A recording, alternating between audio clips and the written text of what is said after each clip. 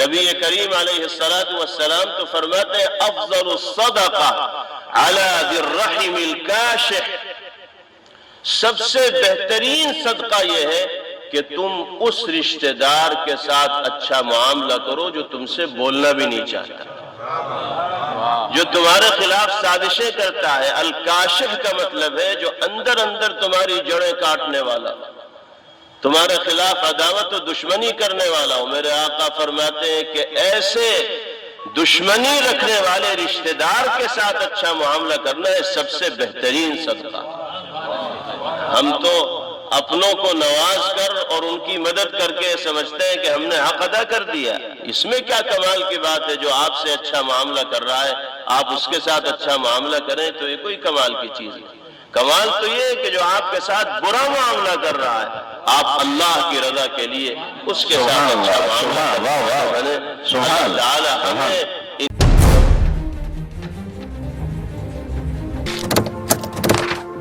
Amroha on line, اور جن کو چھوڑنے کے نتیجے میں انسانی سماج اپنی ذمہ داریوں سے غفلت اور لاپرواہی کرنے والا قرار دیا جاتا ہے۔ اگر ہمیں اپنے سماج کو اور معاشرے کو مہذب بنانا اور اس دنیا میں باعزت زندگی گزارنی ہے، اللہ کو راضی کرنا اور منانا ہے، تو پیغمبر علیہ السلام کے ذریعے جو نمونہ عمل دیا گیا، جو طریق زندگی دیا گیا، جو مبارک دستور دیا گیا، جو بنیادی ہدایات دی گئیں، ان کو نہایت مضبوطی کے ساتھ تھامنا ہوگا اور ان پر عمل کرنا ہوگا۔ ایک اہم اور بنیادی تعلیم نبی کریم علیہ السلام نے اس دنیا میں بسنے والے انسانوں کو مساوات اور برابری کے حوالے سے دی۔ آپ اس دنیا میں اس زمانے میں تشریف لائے تھے جب خاندانی عصبیت عروج پر پہنچی ہوئی تھی، علاقائی عصبیت عروج پر پہنچی ہوئی تھی، مذہبی بنیادوں پر لوگوں کے درمیان زبردست قسم کی تفریق پائی جاتی تھی، برسہ برس سے آپسی جھگڑے اور خونی جنگیں مختلف قبائل و خاندانوں کے درمیان ہو رہے تھے، عورتوں کو اس معاشرے میں کوئی اہمیت نہیں دی جاتی تھی، مالداروں کا بول بالا تھا، کمزور قسم کے لوگوں کو قدر کی اور وقت کی نگاہ سے نہیں دیکھا جاتا تھا، یعنی یہ کہا جائے کہ نابرابری، عدم مساوات اور اونچ نیچ کا ایسا ماحول تھا کہ شاید اتنا برا ماحول دنیا نے کبھی نہ دیکھا ہو۔ ایسے ماحول میں جناب رسول اللہ صلی اللہ علیہ وسلم اس دنیا میں تشریف لائے، اور پھر آپ نے اپنی تعلیمات و ہدایات کے ذریعے دنیا کے ماحول کو یکسر تبدیل کر کے رکھ دیا۔ آپ نے سب سے پہلے دنیا میں بسنے والے انسانوں کو ایک دوسرے کی قدر کرنے کی، ایک دوسرے کا احترام کرنے کی، ایک دوسرے کی عزت نفس کا خیال رکھنے کی تلقین فرمائی، ہدایت فرمائی۔ اونچ نیچ کے تصور کو آپ نے پیروں تلے روندنے کا حکم دیا۔ خاندانی بنیاد پر بھید بھاؤ کو پیغمبر علیہ السلام نے ختم کیا۔ انسانوں میں مختلف بنیادوں پر جو تفریق پائی جا رہی تھی، جس کی وجہ سے ایک دوسرے کو دیکھنے کے لیے تیار نہیں ہوتا تھا، نبی کریم علیہ السلام نے اس کا قلع قمع کیا، جڑ سے اکھاڑا۔ اور یہ تاریخی الفاظ میرے آقا نے ارشاد فرمائے، الناس سواسیۃ کاسنان المشط، دنیا میں بسنے والے تمام انسان کنگھی کے دندانوں کی طرح ہیں، جو سب کے سب برابر ہوتے ہیں، کوئی چھوٹا بڑا نہیں ہوتا۔ اگر چھوٹے بڑے ہو جائیں گے تو بالوں کو صحیح طور پر آراستہ نہیں کیا جا سکتا ہے، سنوارا نہیں جا سکتا۔ لا فضل لعربی علی عجمی، کسی عربی کو غیر عربی پر کوئی فضیلت نہیں۔ کوئی اگر عرب میں رہنے والا ہے تو وہ اس بات پر فخر نہ کرے کہ میں عربی ہوں اور غیر عربی کے مقابلے میں میری اہمیت، میری قدر و وقار زیادہ ہوگی۔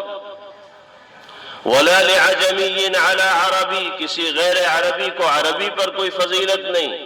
وَلَا لِسَيِّدٍ عَلَىٰ مَسْعُودٍ، کسی آقا کو غلام پر کوئی فضیلت نہیں۔ وَلَا لِمَلِكٍ عَلَىٰ صُعْلُوكٍ، کسی بادشاہ کو، کسی فقیر پر کوئی فضیلت نہیں۔ کسی سفید چمڑی والے کو، کسی کالی چمڑی والے کے اوپر کوئی فضیلت نہیں۔ إِلَّا بِتَقْوَى اللَّهِ تَعَالَى وَطَاعَتِهِ، اللہ کے یہاں جس کی عزت ہوگی، جس کا وقار ہوگا، جس کی رفعت ہوگی، جس کے لیے سربلندی مقدر بنے گی، وہ وہی شخص ہوگا جس کے دل میں اللہ کا ڈر پایا جا رہا ہوگا، جو اللہ کی بندگی کے ساتھ دنیا میں زندگی گزارنے والا ہوگا، جس کا کریکٹر اچھا ہوگا، جس کے اخلاق اچھے ہوں گے، جس کا کردار اچھا ہوگا۔ سبحان اللہ سبحان اللہ۔ یہ ہے تعلیم میرے آقا کی۔ آج اس تعلیم کی روشنی میں ہم اپنے سماج پر نگاہ ڈالیں، ہم کتنی بنیادوں پر آپس میں بٹ چکے ہیں، بے شک بکھر گئے، منتشر ہو گئے۔ ہر آدمی نے اپنا ایک الگ اسٹیٹس اور معیار بنایا ہوا ہے، اپنی ایک الگ جماعت بنائی ہوئی ہے، اپنا ایک الگ حزب بنایا ہوا ہے، اور وہ دوسروں کے مقابلے میں اپنے آپ کو فوقیت دیتا ہے، ترجیح دیتا ہے۔ دوسروں کی اس کی نگاہ میں کوئی وقت و اہمیت نہیں ہوتی۔ پیغمبر علیہ السلام جس نابرابری کو مٹانے کے لیے آئے تھے، آج وہی چیز پھر ہمارے سماج میں لوٹ کر آ رہی ہے، اور یہ اسی کا نتیجہ ہے کہ لاکھ کوششوں کے باوجود کامیابی نہیں مل پا رہی۔ بے شک بے شک۔ ملے گی کیسے کامیابی؟ کا راستہ تو وہی ہے جو سرکار دو عالم صلی اللہ علیہ وسلم نے دکھایا، اور اسی راستے کو ہم چھوڑے چلے جا رہے ہیں۔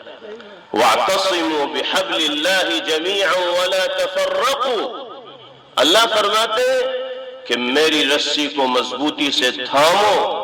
قرآن دستور زندگی بنا کر تمہیں دے دیا گیا ہے۔ پیغمبر علیہ السلام نے ایک ایک آیت کی تشریح کر دی۔ آپس میں فرقہ بندیاں مت کرو، انتشار کا شکار مت ہو، مختلف جماعتوں میں اپنے آپ کو تقسیم مت کرو۔ نتیجہ کیا ہوگا؟ ناکامی، ندامت و شرمندگی، پستی اور ذلت مقدر بنتی چلی جائے۔ آج ہم نبی کریم علیہ السلام کی یاد میں منعقد ہونے والی اس مجلس و محفل کے اندر شریک ہیں۔ ہمیں یہ عزم لے کر جانا ہوگا کہ ہر طرح کے اونچ نیچ، بھید بھاؤ اور تفریق کے جذبات سے نہ صرف یہ کہ اپنے ذہن و دماغ کو پاک و صاف کریں گے، بلکہ اپنے معاشرے اور سماج میں رہنے والے لوگوں کے ذہن و دماغ کو بھی ان پلیدگیوں سے اور گندگیوں سے پاک کرنے کی کوشش کریں گے، اور اس کے لیے مہم چلائیں گے۔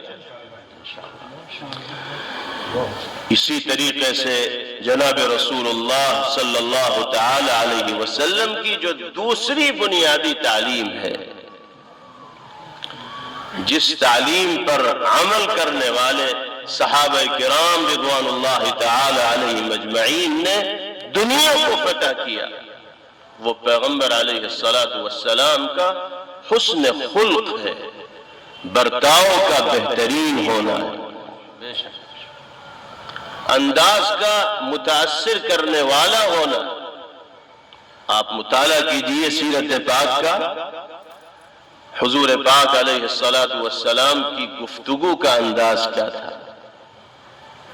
لوگوں سے آپ ملاقات فرماتے تھے تو آپ کا انداز کیا تھا، کسی جانی سے جانی دشمن سے بھی آپ کا سامنا ہوتا تھا تو کیسے نرم لہجے سے آپ مخاطب ہوا کرتے تھے، طبیعت اور مزاج کے خلاف کام ہونے کے باوجود بھی آپ کیسے تحمل و برداشت کا مظاہرہ فرمایا کرتے تھے۔ یہ کردار ہے جناب رسول اللہ صلی اللہ علیہ وسلم کا، اور یہ صرف سننے کے لیے نہیں بلکہ اپنی زندگی کے اندر اتارنے کے لیے ہے، عمل کرنے کے لیے۔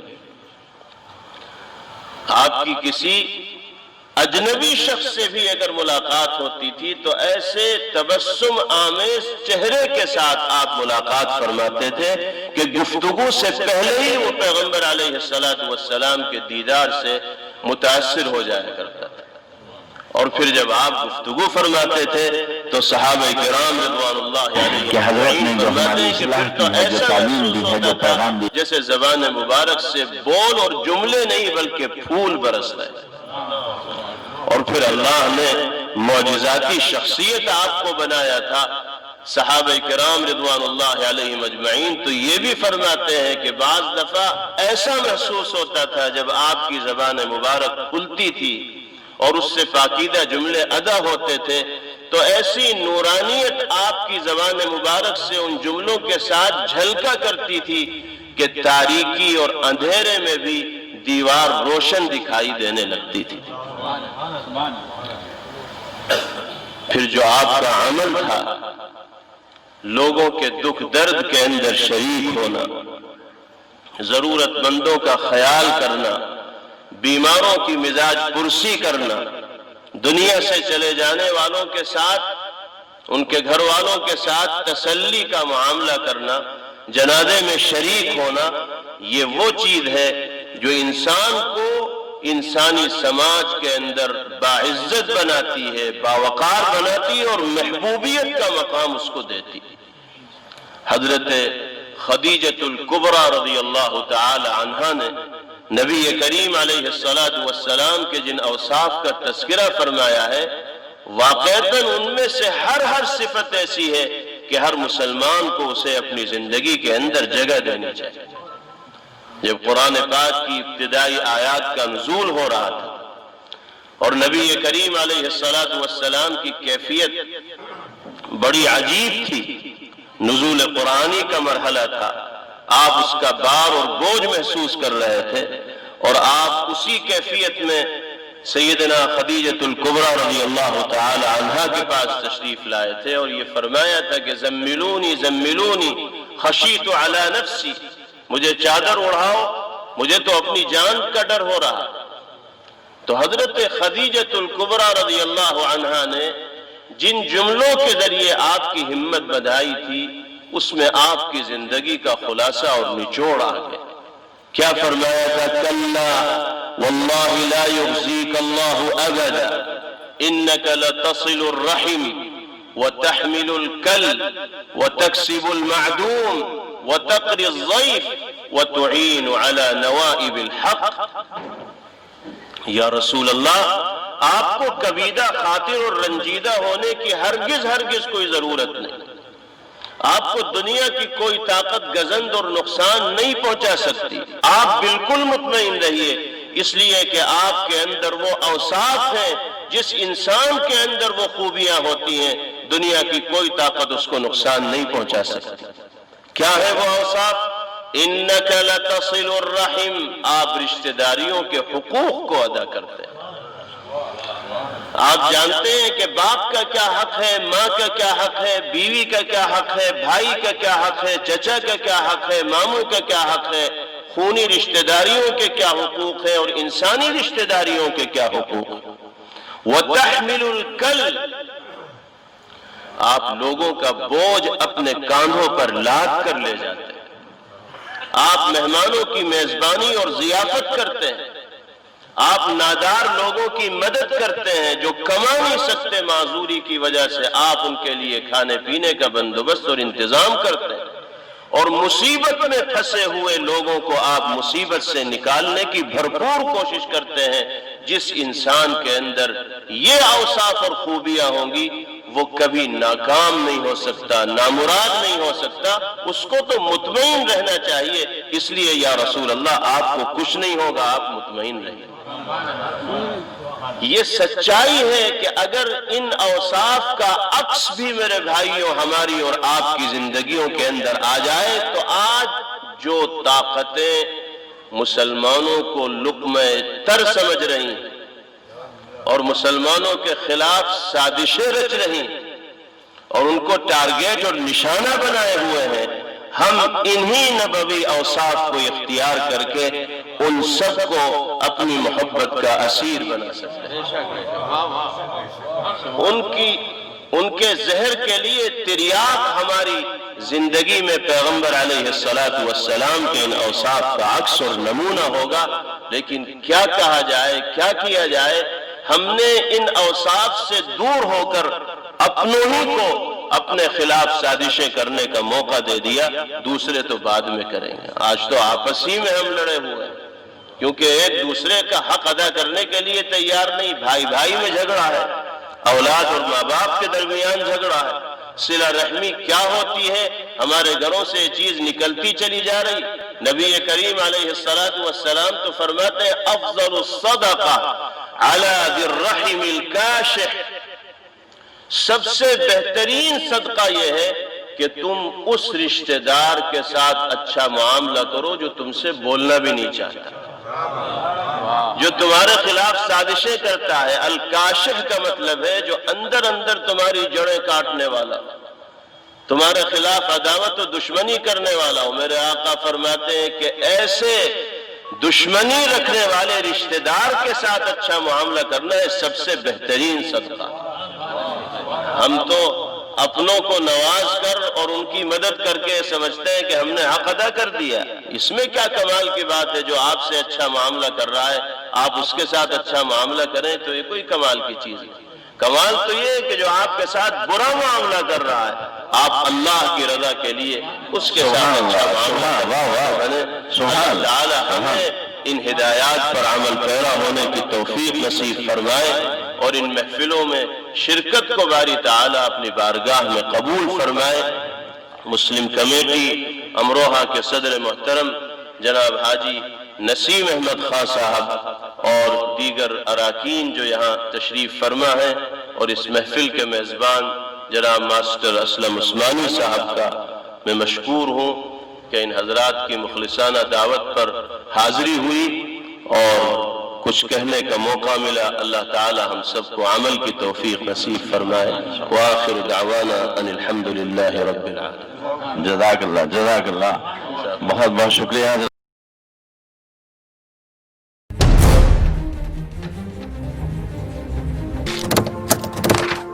Amroha on line.